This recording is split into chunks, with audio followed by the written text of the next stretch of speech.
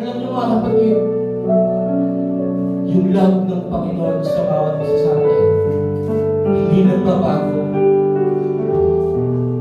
Yung pagmamahal ng Diyos sa bawat isa sa atin, hindi nagbabago. Amen.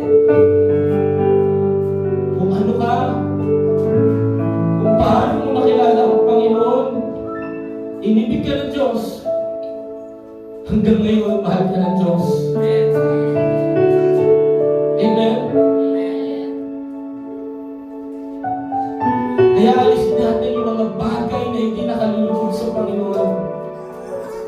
Nakita natin yung paligid natin. Masyado na nagkahagi ang kaaway sa sanglibutan.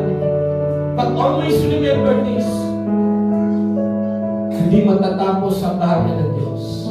The kingdom of God will never end. Amen.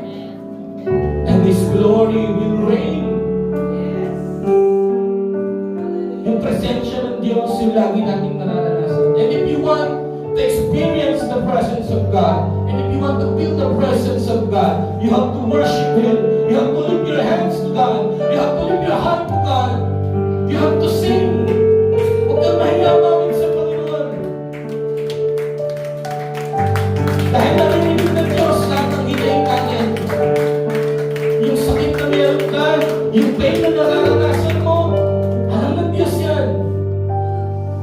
And you just have to worship Him. And as you worship God, maniwala po kayo, makakasumpong kayo ng kagalingan. Hindi lang sa physical and even in our spiritual.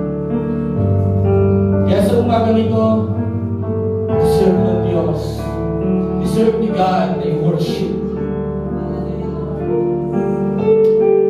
Just open your mouth, mga kapatid. Huwag kang mahiya. Huwag kang mahiya. Express mo yung pagsimba mo sa Panginoon. Pag nakakita ka ng mga artista, di ba, hindi ka mapigilan eh. Lumulundag ka pa. How much more ang Panginoon? How much ka mag-worship sa Panginoon? How to give your best sa pagsamba natin sa Panginoon. And we will give our best this morning to worship Him. Amen? Alam ko po, may mga nararamdaman tayo physically. Ang samantala lang po yan. Dahil ang Diyos na sinasamba natin ay Diyos ng kagalingan. Diyos ng kapayapaan. Diyos ng pag-ibig. Diyos na naglalaan. Diyos na nagpapatawa. Kaya sa umagang ito, let's continue to worship the Lord. Oh, Jesus.